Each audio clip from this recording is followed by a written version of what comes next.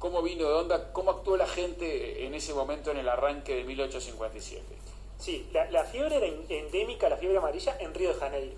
En Brasil, en las costas de Brasil era endémica, y de ahí venían muchos barcos a Uruguay, y por lo tanto se presume que de ahí vino la fiebre amarilla. En un barco que estaba en el puerto sin poder bajar a tierra sus tripulantes porque tenía patente sucia, que es venir de un lugar donde claro, está declarada la epidemia. Patente sucia le llamaban a eso. Patente sucia, sí. Había dos cosas, dos niveles para los barcos. Tener patente sucia, que es venir de un lugar donde había hay epidemias, y otro, un nivel mucho más grave, es que se haya declarado algún caso o haya un caso sospechoso sobre el barco.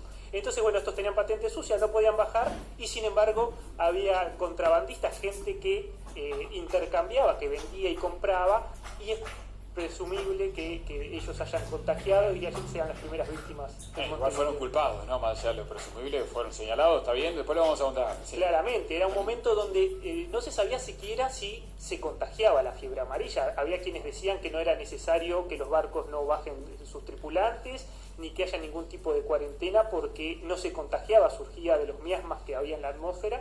Pero los que creían que era contagiado, que se contagiaba, se lo atribuyeron a los barqueros. Y en titulares también hubo confusión, el gobierno, la actuación enseguida, cómo defenderse de esta epidemia.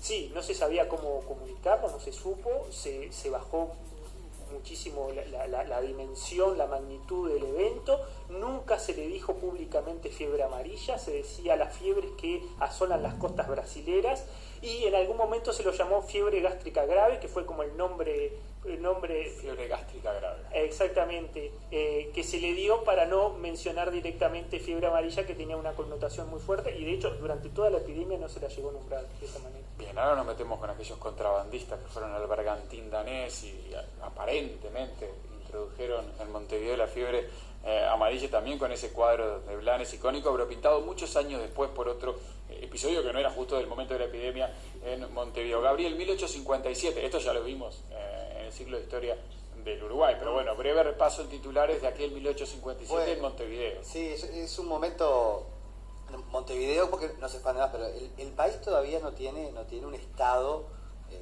con las características, podemos decir, de dominio territorial, de control de la población. Bueno, Pablo en la tesis muestra el ejército con el que contaba, para por orden, era de 100 personas, porque incluso todavía estamos el premilitarismo, antes que se ordene claro, todo eso. No, claro. Premilitarismo, y todavía es la época que Barrán, por ejemplo, llamó neocisplatina, ¿no? En donde, producto de los tratados de 1851, Brasil tiene una injerencia muy grande, ¿no?